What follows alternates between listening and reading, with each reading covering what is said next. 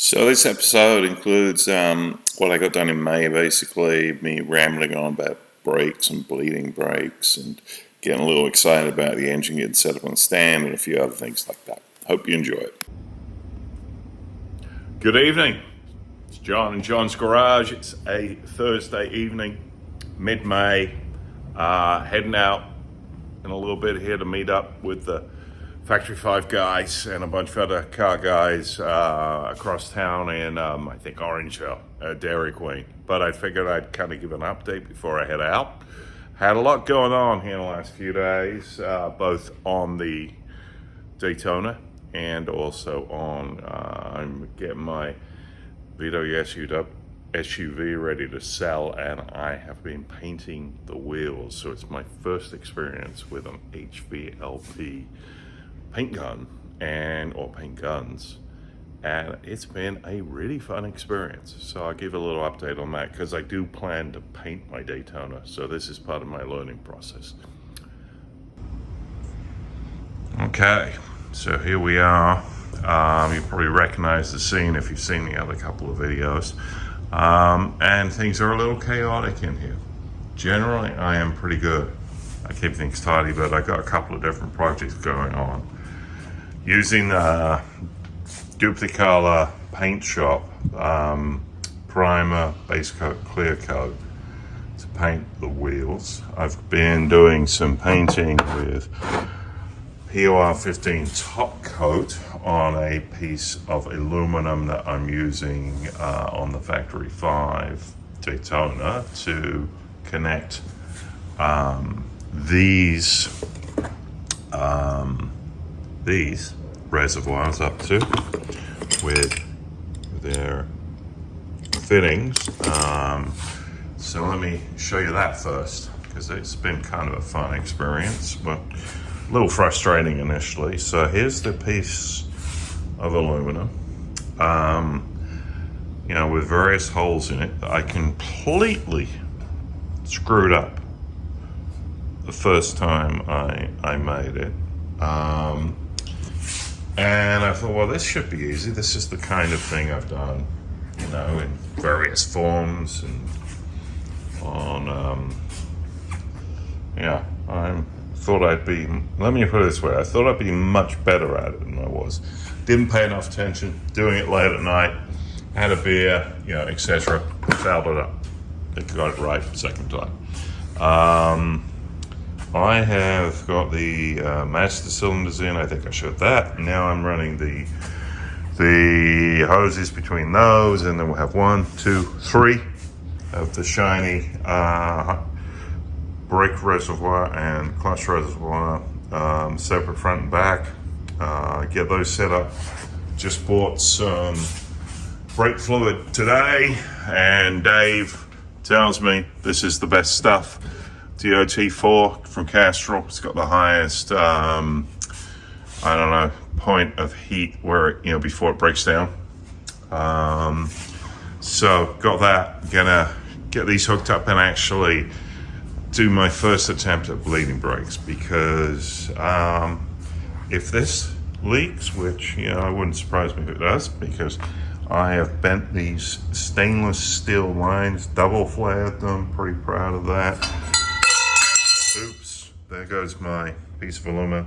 Coming down to here, joint there, goes all the way up to there, joint there, and then obviously out into the brakes, and had to call the Willwood tech line to get help on that.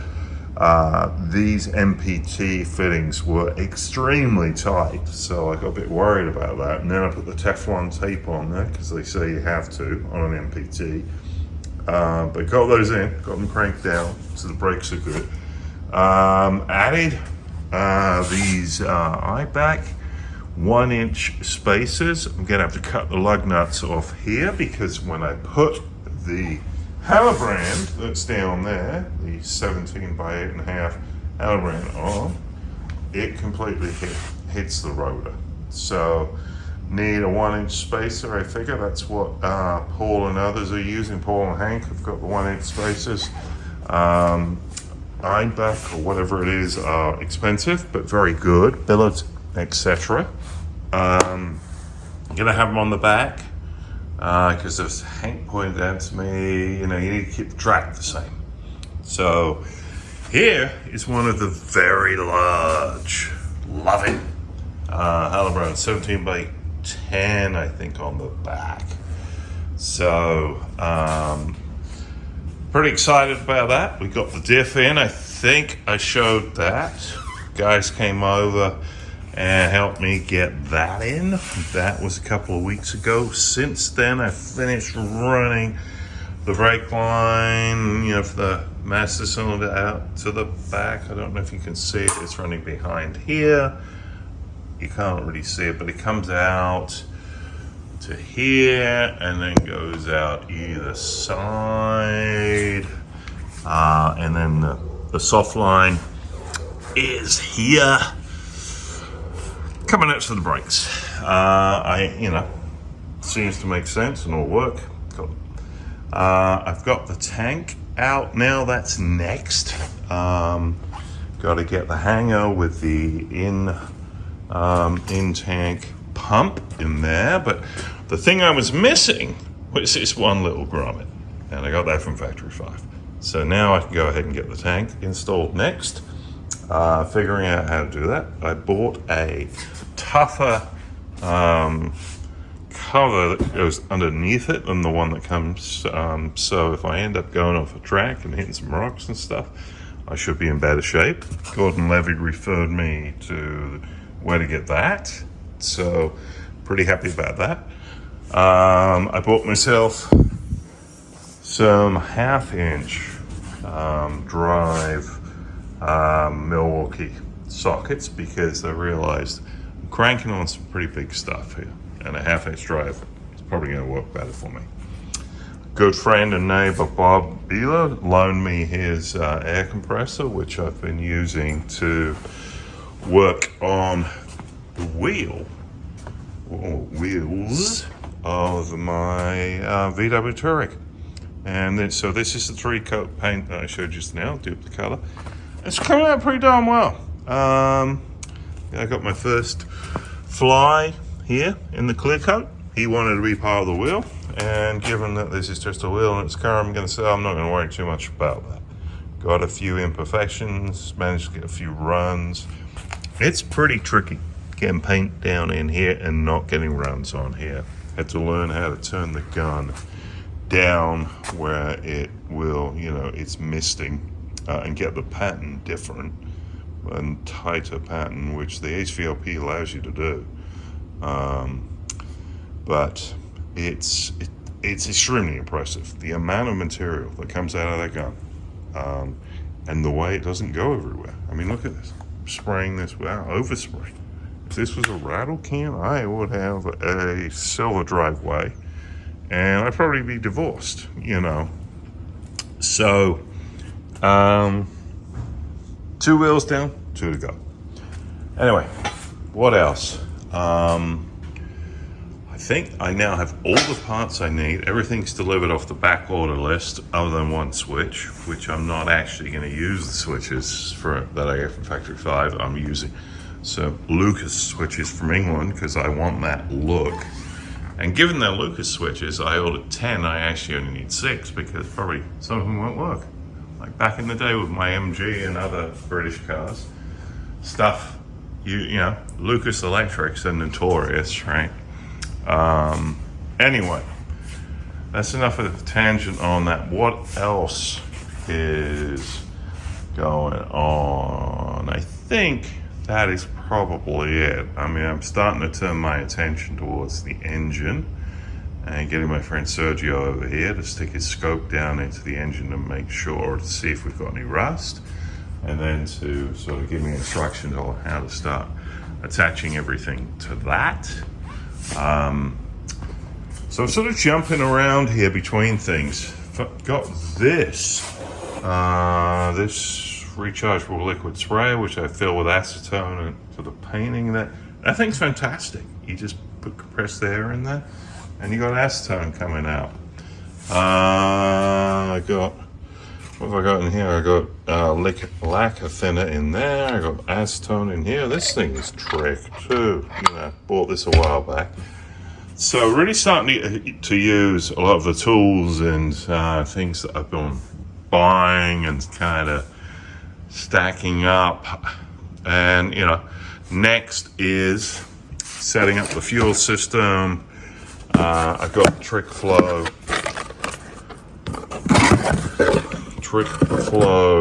inline fuel filter. I've even got the MPT fittings that go into it.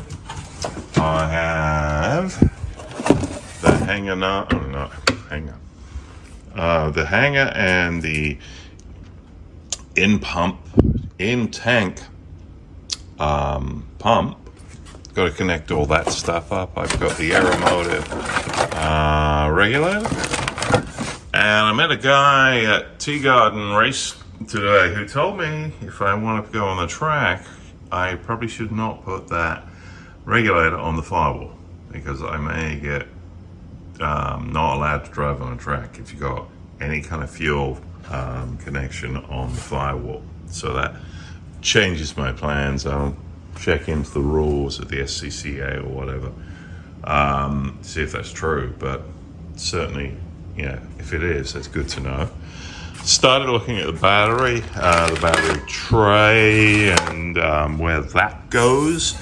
Of course, I've run the stainless brake line across where it goes, so I'm gonna, I think, use a couple of probably 4 1-inch bushings to get it up in the air just a little bit, and then bolt it down. I figure that might be a good thing anyway, because it will give it a little bit of vibration, insulation.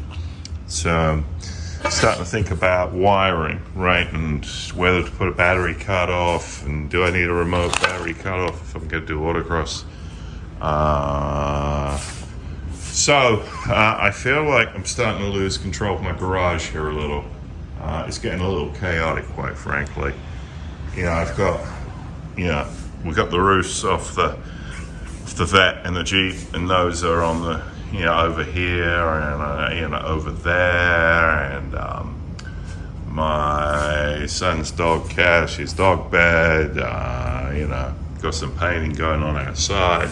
It's all a bit hectic, but still trying to, make some good progress. So that's where we're at, middle of May. By the end of the month, I would hope to have certainly the fuel system in, probably the battery in, and that wired up.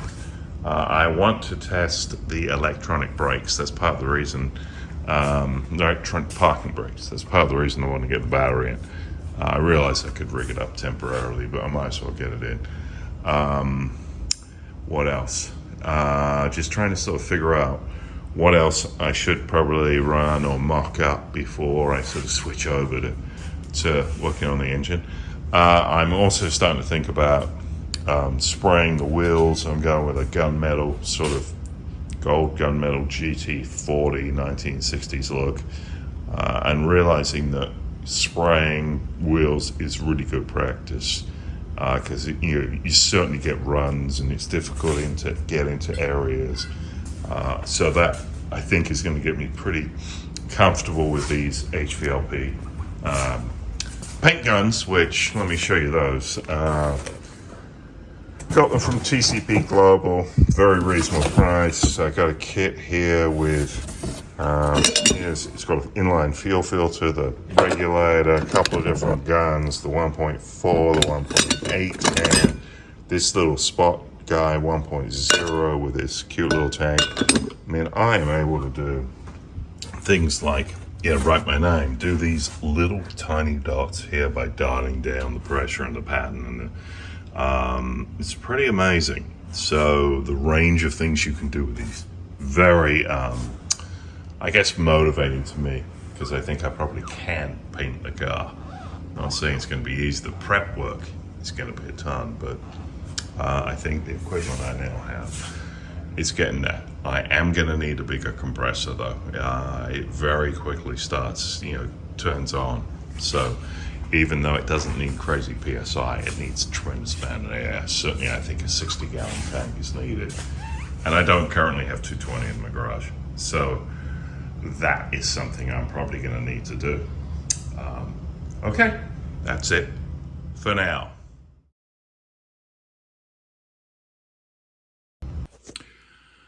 Good evening, John here. It's Thursday night, May 25th, and big step forward here. Significant. We've got the engine on Sergio's engine stand, off of the hoist, off of the other engine stand, and on this bad boy, which apparently the last time this had a motor on it was 20 odd years ago with some Chevy GM big 450 or something like that. So this is just a little 302, but went and got some 7/16 bolts to bolt into here. All that went pretty well, or very well. Bolted this up, tightened the shit out of these as Sergio told me to. And here we go. This thing will rotate like a rotisserie, so we can turn this motor around. Last night, great news, Sergio came over and ran his borescope down inside, took the plugs out and looked at all the cylinders, and they are clean. So you could see the intended scoring on the sides of the chambers.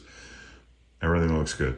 So figuring out what we need in the way of things like head gaskets, bolts, gasket for the manifold, bolts for the oil tray. I called the company that makes this, the manifold, not the manifold, the oil pan Alviad, or however you pronounce that, down in Los Angeles, Chatsworth. Super helpful. This is actually a custom oil pan that was originally intended for a Di Tomaso Mangusta, which has a similar need as the Daytona, which is, shallow. So that's good. I had no idea how expensive those things are until I looked it up. Checking out the distributor goes in here. Need a little hold down. There's an O-ring. I need to find the bolt for the harmonic balance, of various other things. And then the plan is to take the rockers off, the tappets. Is that a British word? Anyway, these push rods off and soak all that in oil for a week or so. Run engine, the red slick engine stuff down in there to get it on the camshaft, get the engine ready to start up. A lot of cleaning and blowing and whatever to be done, but pretty exciting. So that's where we are. Gonna get this Travis's engine hoist folded up and out of the way for a while. I've been moving a lot of things around here. Table over there. It's just great to have everything on wheels. Makes it so much easier. So that's news for tonight. Here's a video I found a while back that shows and gives you the sounds of what big Webers and lots of them sound like, which is what I hope my engine will be like.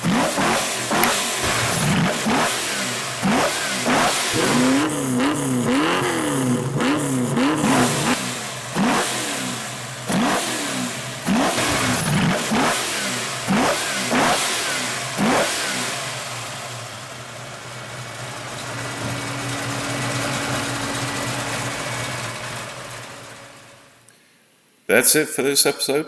I hope you found it interesting, and thanks for hanging in there.